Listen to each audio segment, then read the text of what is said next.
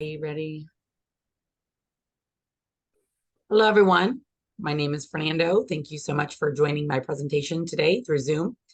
I'm going to be speaking about the history of American Sign Language. I'll give you the background. First, American Sign Language is A, American S sign and L language. American Sign Language is used by deaf and hard of hearing for communication access. It's a very visual language, including facial expression, gesture, and body movement. ASL is the third most used language here in the United States. English, of course, is the first most used language. Spanish is the second most used language. And finally, American Sign Language. It originated from France in the 1980s. Some French Sign Language, which is FSL, is very similar to American Sign Language.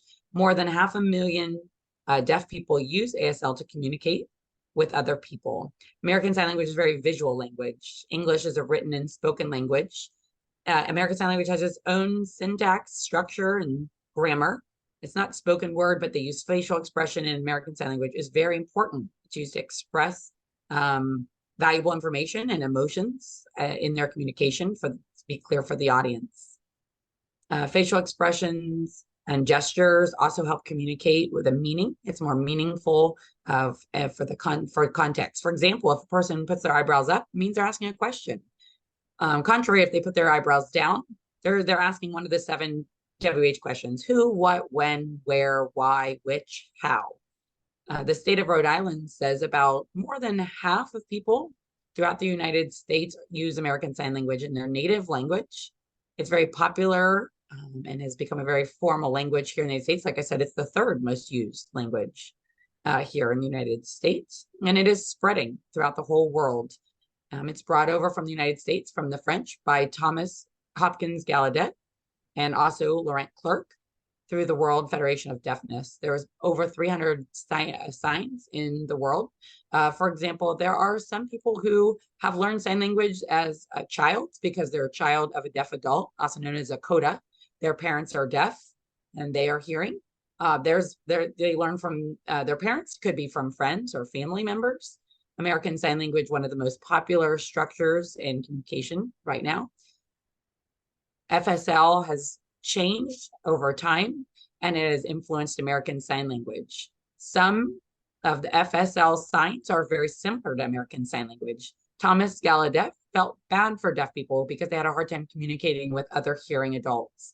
So he decided that it would be a good idea to work on American Sign Language because he wanted deaf people and hard of hearing people to have equal access to be able to communicate with others.